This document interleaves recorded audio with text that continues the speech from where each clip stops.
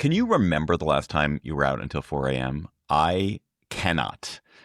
Maybe it was with some crying, desperate to sleep baby decades ago. Maybe it was in college. But even people like me who are early bird specials know that among us, we have night owls. There are people who don't get started until midnight, people who can keep going and going and going. And Philadelphia has an experiment this summer to serve those night owls, to delight those night owls.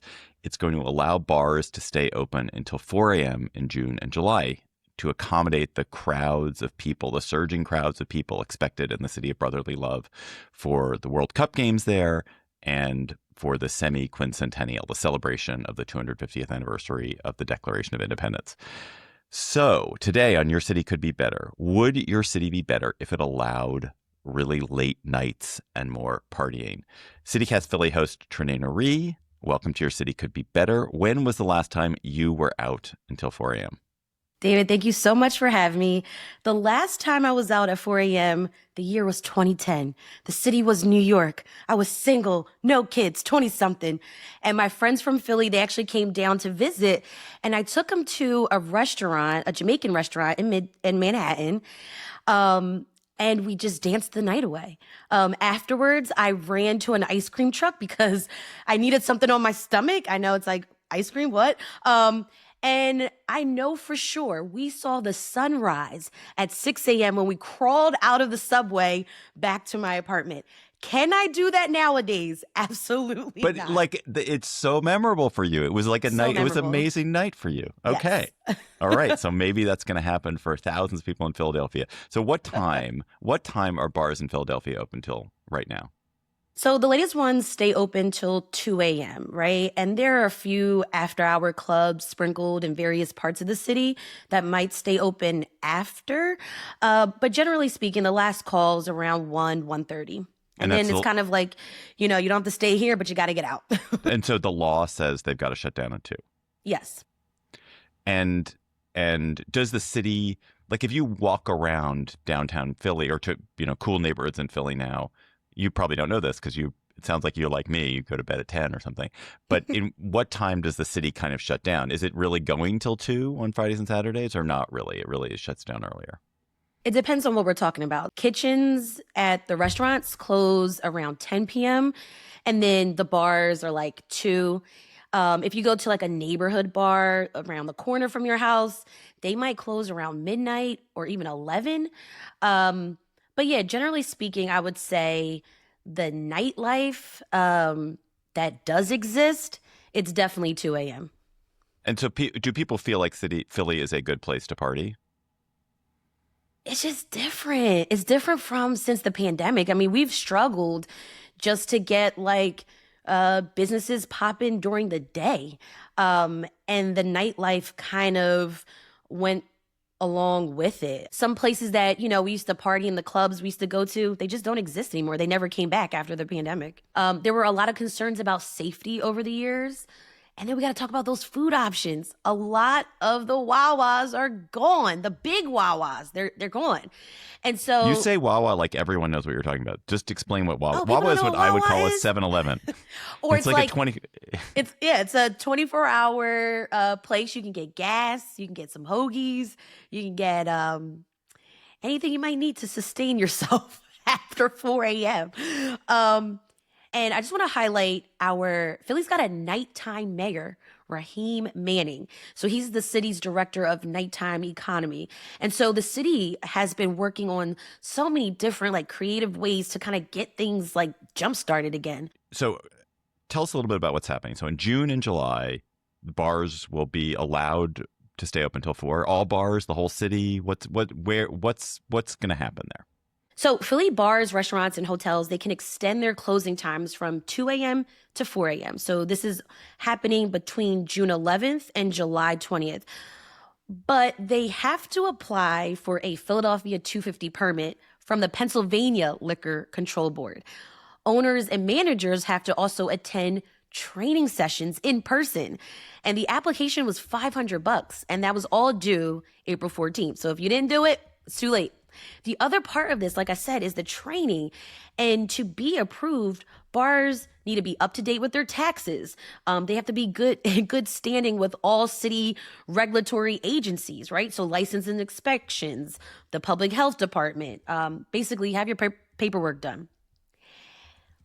But these trainings, they are actually calling this the Liberty Bell Safe Certification Program. And the trainings consist of conflict resolution, sexual harassment, DEI, active shooter awareness, human trafficking, crowd management, exit and dispersal planning, exterior safety monitoring, and health code compliance. It does sound quite elaborate. It also sounds like probably a pretty good idea, probably pretty useful to have that training anyway. But yeah, totally. what are the main reasons why Philadelphia decided to do this? Who pushed it? How did it become a thing? David, this actually was a bipartisan bill signed by our Pennsylvania Governor Josh Shapiro. And if you know anything about Pennsylvania politics, you know that our lawmakers do not agree on many things, but they did recognize that tourism has been down in recent years. And so there are so many big bets on these big events this year. So the projections are that, increased tourism, more dollars flowing through our economy. And like I said, the bill was bipartisan, no brainer to help businesses capitalize off this moment. And this actually wasn't the first time that Harrisburg granted us this extension. Back in 2016, when Philly hosted the Democratic National Convention, these establishments were allowed to stay open until 4 a.m., but you had to have hosted an official DNC event. So it's going to be interesting. Some bars are choosing not to apply. They don't see how this summer is going to just magically change their lives financially. And some question even if all this effort is even worth it. Yeah, I mean, it would just be 2 extra hours. It's not a huge difference. I mean, if you can already stay open until 2. And so this was not the city itself. This was the state had to change the law for this. Right, because our liquor laws are connected to the state. But it's just for Philly. It's not for the whole state. It's just for Philly. No, just for Philly at this time. Mm-hmm. And what is it that's happening in Philly that makes this 4 a.m. close make sense? Is it, for example, if you're coming to see the Liberty Bell, it wouldn't have thought it would matter whether you could go out till 2 or 4. I don't think like your history buffs are not 4 a.m. people. I wouldn't have thought. Maybe they are. Totally. So the idea was that these extended hours would get folks to get a few more extra hours, like the shift workers, get more money flowing into our neighborhoods, not just Center City. And because we're going to get an influx of tourists, the idea is that folks need to be able to watch all of the games of the FIFA World Cup. And so, some of the games actually are going to start as late as midnight. And so the idea is keep folks at the bars, keep them, keep them with the cold beers, keep them cheering. And a lot of our visitors from around the world, internationally, their culture is to, start the party at midnight, at 1 a.m. And so keep the bars open is sort of the idea.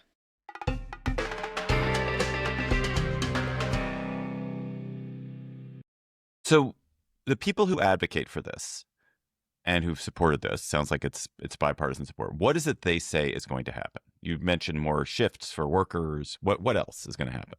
Happier tourists. Yeah, happier tourists. And also, like right now, our city lawmakers and state lawmakers are courting to get us to get the DNC back in 2028. And so, like, again, it's a big bet to keep these big events coming into the city.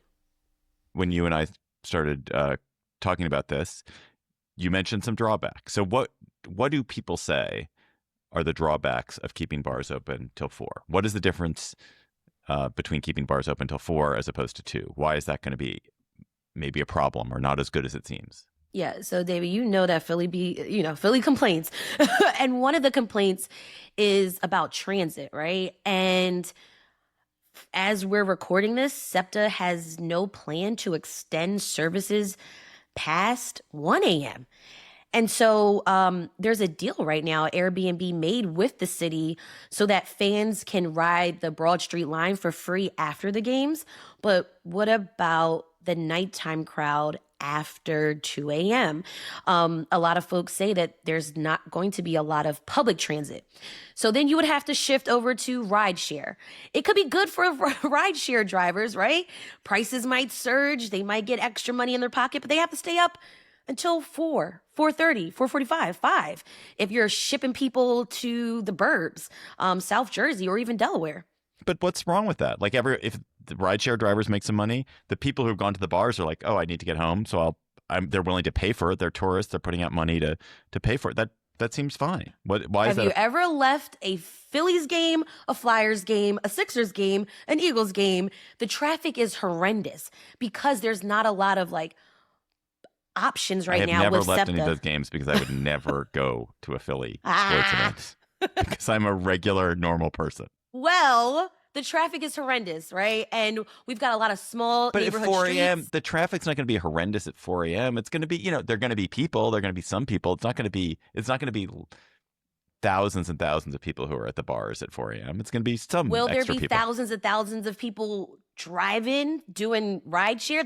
Those people have to stay up. They might not be night owls. It could be a problem, right? I'm just saying it could be. Okay, what else? What are the other drawbacks? Right. I said the Wawas, the food options. A bunch of drunk people don't have a lot of places to eat. There's not that many 24-hour diners anymore. Wawas are gone. There's I can count how many 7-Elevens are around the city. So the question is, I mean, if restaurant kitchens normally close around 10 p.m., do we have to keep staff on their feet to feed people, to keep the kitchens open?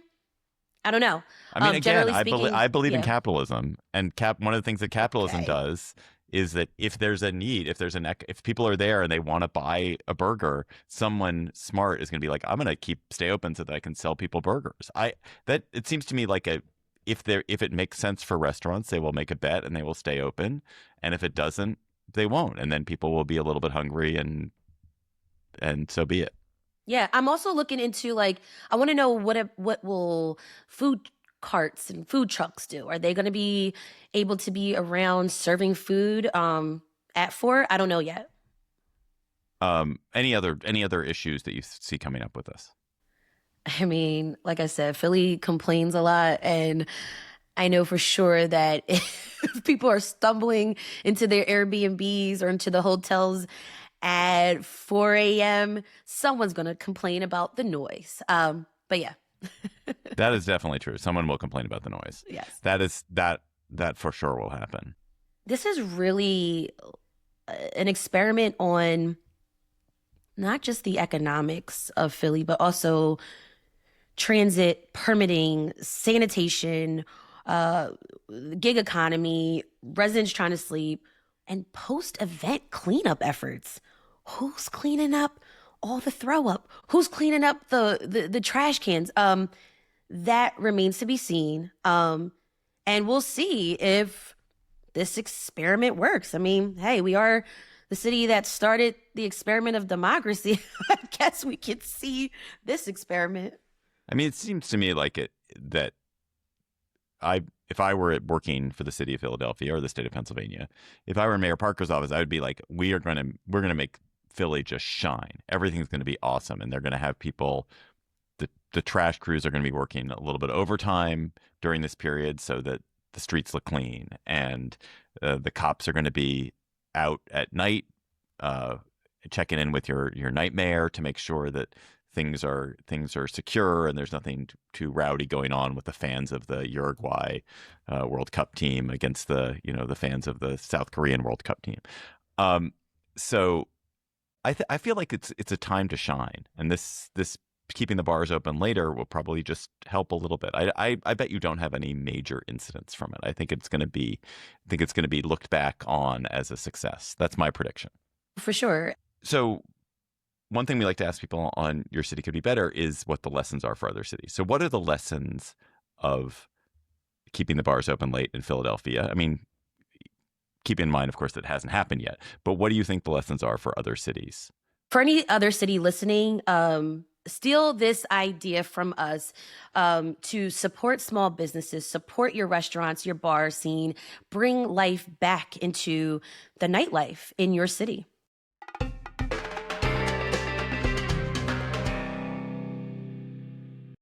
Word on the street is that it's the 250th anniversary of the Declaration of Independence, written in Philadelphia, signed in Philadelphia, and Philadelphia, of course, was the place that the United States, in many ways, was born, as you guys remind us. And it's very exciting to think that this country has had 250 years, a great experiment. It's, we've accomplished a lot. But this is happening. This celebration is happening at a time when a lot of people, including a lot of people in Philly, are pretty gloomy about the state of the nation and the state of our democracy. And so I'm curious how you all are managing to celebrate, or how you will manage to celebrate the 250th, the semiquincentennial, but also not feel that you're serving a Trump narrative, which I think probably a lot of people in Philly don't want to serve. I don't think a Philadelphian centers their life around any president's agenda. Let's put that out there. We've been celebrating since January. We're hosting these first festivals. So we're celebrating our beautiful city, the first hospital, the first volunteer fire company, the first African Methodist Episcopal congregation, the first authentic Chinese friendship gate. Do you have a different celebration for each of those? Was there like the first hospital celebration? You did that? Yeah. Those are different celebrations. Where was the first hospital? Do you know? Pennsylvania Hospital, founded by Benjamin Franklin. He founded everything. I bet he founded the first fire brigade too. The first volunteer fire brigade, I bet, was Ben Franklin. Anyway, go ahead. Sorry, I interrupted you. No, all good. So yeah, sprucing up our streets, preparing to host block parties in our neighborhoods, and a range of art exhibits. We're going to have our annual Adune Day Festival, which celebrates African-American culture in South Philly. We've got the Philly Pride Festival along the Parkway, Juneteenth Parade in West Philly, and July 4th concert and fireworks show. It feels so good right now to be a Philadelphian. And of course, we got our sports teams, of course. And so the city overall is just modeling how to highlight the country's history without ignoring the nation's past. And to catch you up, there was an executive order from President Trump to remove mentions of slavery from the President's House, which is an outdoor national historic site over on 6th and Market Streets, where President George Washington lived, and he had 9 enslaved men and women working and living there. And the city not only fought these changes in court, which is still an ongoing legal battle, but now we get to celebrate Own a Judge Day, which will be celebrated on May 21st. And this is a commemoration of Judge, who was one of 9 enslaved people living there, working at the President's House, who managed to escape to freedom and was never caught after several attempts were made to bring her back to the Washingtons. So Philly is modeling how we can celebrate America without whitewashing its history and ignoring its cruel past. That's great. I did not know about Own a Judge Day. That's awesome. The story of Washington, I read a little bit about this when I first heard this about the President's House a few months ago. And it's outrageous. It's even more outrageous than just that they had enslaved people living there. It's that he would literally cycle his slaves up from Virginia to Philly and then back down to Virginia, because if they stayed a certain amount of time, they were eligible to be free. But as long as they didn't stay that long, they couldn't be petitioned for their freedom. And so it was just a very deliberate act on his part, which is depressing. I mean, I think I live in D.C. and of course we too are going to be one of the centers of the celebration of the semiquincentennial, and it's being pretty heavily Trumpified. There's going to be a UFC fight, I think, on the White House grounds. There's going to be some kind of car race through the streets of D.C. There also is going to be some cool stuff. There's a very cool sounding state fair, and I am ambivalent because I find that his version of how to celebrate the country's history is probably not my version of how to celebrate the country's history, and I don't want to be too much part of it. On the other hand, this is a country we all share. It sounds like Philly is striking a good balance there. Yeah, and I would say I think Philly just leans into folks who have over the years done a lot of community organizing, folks who are not afraid to speak up. And we've been having these honest conversations from City Hall to North Philly, South Philly, all around town. Trenae Nuri, host of CityCast Philly, thanks for coming on Your City Could Be Better. You can listen to Trenae every weekday on CityCast Philly. Thanks, David. That's all for today's episode of Your City Could Be Better. I'm your host, David Plotz. Our producers were Lizzie Goldsmith, Priyanka Tilve, Trenae Nuri, Abby Fritz, and Matt Katz. Our music is by Carl Christensen. If you are enjoying the show, why not tell your friends, rate the show, leave us a review wherever you get your podcasts. We will be back next week for another conversation about how your city could be better. Bye-bye.